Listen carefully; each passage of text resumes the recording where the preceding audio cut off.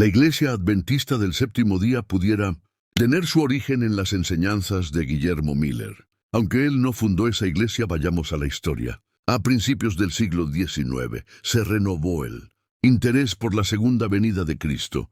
Guillermo Miller, un pastor bautista del estado de Nueva York, se dedicó al estudio detallado de las escrituras proféticas. Se convenció de que Daniel, capítulo 8, versículo 14, era la segunda venida de Cristo para purificar el santuario, y en 1818 calculó que cada uno de los 1300 días representaba un año. Tomó un punto de partida de la fecha del regreso de Esdras y sus compatriotas a Jerusalén en 457 después de Cristo, y llegó a la conclusión de que Cristo volvería en 1843. Durante un cuarto del siglo, Miller proclamó el mensaje a la iglesia y también lo proclamó a través de páginas impresas. Al acercarse, el día aumentaba el interés y el número de la iglesia crecía, y entre 50,000 y 100,000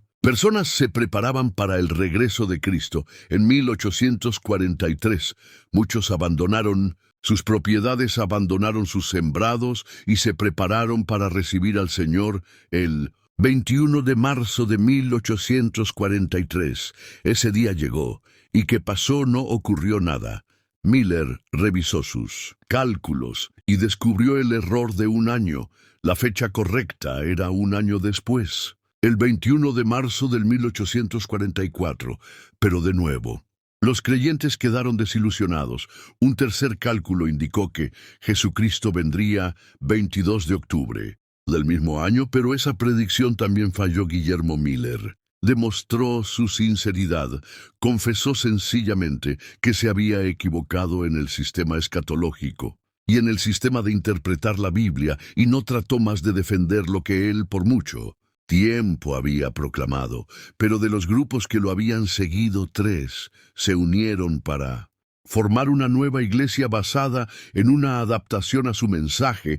Él no aceptó la interpretación revisada y se negó rotundamente a unirse al movimiento. El día después de la llamada Gran Desilusión, Hiram Epson, discípulo ferviente de Miller, tuvo una revelación de que Miller no se equivocó en cuanto a la fecha, sino en cuanto al lugar. Dijo que Cristo había entrado un día anterior, cuando se había dicho que volvería al santuario celestial y no al terrenal. Había entrado ahí para hacer una obra de purificación. Edson anunció las buenas nuevas a los otros miembros de la iglesia, y otros grupos se unieron con Edson. Al aceptar esta nueva revelación, unos dirigidos por José Bates observaban el sábado en vez del domingo. Otro grupo ponía énfasis en los dones del Espíritu Santo. Entre ellos estaba la señorita Elena Harmon. Más tarde la señora Witt, que tenía el espíritu de profecía. Al unirse, los 3 grupos, cada uno hizo su contribución. Primer grupo, la revelación de Edson en torno al santuario celestial. El segundo, el legalismo. Y el tercero, una profetisa que durante más de medio siglo ejercía influencia predominante en la fundación y el desarrollo de la nueva iglesia. La iglesia adventista tenía por autoridad la Biblia, pero creían que Dios inspiraba a Elena Witt en su interpretación de las Escrituras y en los consejos dados en su libro Una atracción del adventismo. Como el nombre lo sugiere, es el mensaje del próximo advenimiento del Señor. Han aprendido a no fijar fechas, pero predican que la venida de Cristo está cerca. Doctrinas fundamentales de los adventistas del séptimo día. Los adventistas del séptimo día son ortodoxos respecto a su doctrina sobre Dios, la Biblia, el hombre y el pecado, la expiación incompleta. Los adventistas enseñan que Jesús entró en el santuario celestial en el año 1844 después de Cristo, y en el momento actual se encuentra cumpliendo su obra de expiación. Esta doctrina de la expiación incompleta surgió como un esfuerzo para justificar las doctrinas erróneas de Miller. La Biblia enseña que Jesús penetró el santuario celestial, esto al ascender al cielo, y no en el año 1844. Esta expiación se hizo una sola vez y para siempre, y no es una expiación continua. El mismo texto, en Hebreos, que nos habla del santuario celestial, nos informa que ya se había hecho en él la expiación completa. Un error engendra al otro si está incompleta. Aún la expiación, ¿quién puede estar entonces seguro de su salvación? ¿Y cuándo alguien podrá saber qué es salvo el sueño del alma?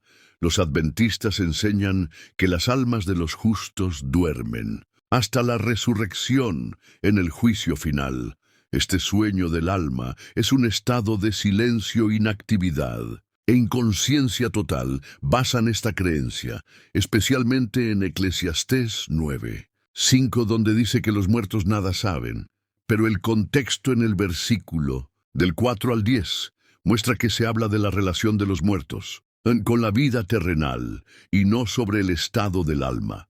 Después de la muerte citan a Mateo 27:52 y Juan capítulo 11, versículo 11. Con respecto al sueño del alma, se usaba la figura retórica de dormir al referirse a la muerte, y repetidamente se usa la expresión que alguien duerme con sus padres. Pablo afirma la conciencia del alma después de la muerte al decir que la partida del cuerpo irá a estar presente con el Señor en el relato del rico, y Lázaro el muerto pensaba en sus hermanos que aún estaban vivos. Si los adventistas piensan que esta es una parábola, hay que informarles que una parábola no puede usar nombres propios, y aquí se usa el nombre de Lázaro, y también hay que recordarles que las parábolas, si lo quieren ver así, se basan en la verdad. Nunca describen situaciones contrarias a la verdad. En Apocalipsis, capítulo 6, versículo del 9 al 11. Vemos que antes del tiempo del juicio final, la alma de los mártires clamaban a Dios y les contestaban sus preguntas, no estaban inconscientes. La aniquilación de Satanás y de los malos se enseña que Satanás, sus demonios y todos los malos serán aniquilados, completamente destruidos. La señora Whiten dice que la teoría del castigo eterno es una de las doctrinas falsas que constituye el vino de las abominaciones de Babilonia, pero en Mateo 25:46, Jesús empleó la misma palabra eterno para referirse a las bendiciones de los salvos y el tormento de los perdidos. Además, no habló de aniquilación eterna, sino de castigo eterno. En Apocalipsis, capítulo 14, versículo 10 y 11, vemos que los adoradores del anticristo serán atormentados, y el humo de su tormento sube por los siglos de los siglos. Eso no suena a aniquilación en Apocalipsis, capítulo 20, versículo 10. Dice que el diablo, el anticristo y el falso profeta serán atormentados en el lago de fuego por los siglos de los siglos, y en ese mismo lugar de sufrimiento perpetuo será lanzado todo aquel cuyo nombre no está escrito en el libro de la vida. La observación del sábado. Los adventistas enseñan que los cristianos deben observar como día de reposo el sábado y no el domingo. Por un tiempo creían que los que guardaban el domingo aceptarían la marca de la bestia bajo el dominio del anticristo. Enseñaban que la observación del sábado es el sello de Dios. El sello del anticristo será lo opuesto a esto. O sea, la observación del domingo, el sábado, es un recuerdo de la creación material. Después de 6 días trabajó Dios y descanso. El séptimo día lo santificó y lo bendijo durante por lo menos 2500 años. No se halla mandato alguno a él respecto a la Biblia después. Dios da la ley a Moisés única y exclusivamente para el pueblo de Israel y los extranjeros dentro de sus puertas, según Nehemías. Capítulo 9 parece que esta había sido la primera vez que Dios había dado este mandamiento, de modo que no es una orden general para toda la humanidad. El sábado es parte del pacto entre Dios e Israel, era señal de pacto y no tenía nada que ver con las otras naciones. Moisés explicó que era un memorial de la liberación de las tierras de Egipto. En cambio, el primer día de la semana para los judíos, domingo, nos recuerda la resurrección de Cristo. La creación material se consumó en el sexto día y Dios reposó en el séptimo, pero Cristo consumó la obra de la nueva creación en el Calvario y cuando resucitó entró en ese reposo que comparte con todos los que creen. En él, con la muerte y resurrección de Cristo, la ley caducó. Pablo les escribe a los Gálatas y trata de liberarlos del engaño de los judaizantes, que querían obligarlos a guardar la ley. En Romanos capítulo 7, versículo 1 y 6, Pablo compara la ley con una esposa. El cristiano es la esposa que ha muerto a la ley, y la ley sentenció a muerte al pecador en Cristo, nuestro sustituto. Morimos y resucitamos, de modo que ahora somos de Cristo y no de la ley. La ley mosaica murió para el creyente y el creyente murió a la ley. No existe ya ningún lazo con la ley, se acabaron sus ritos y ordenanzas clavados en la cruz. Cristo y Pablo explica que en esta nueva relación los cristianos no deben volver a la esclavitud de reglas ajenas o al criterio de los demás sobre su comida, bebida o día de reposo.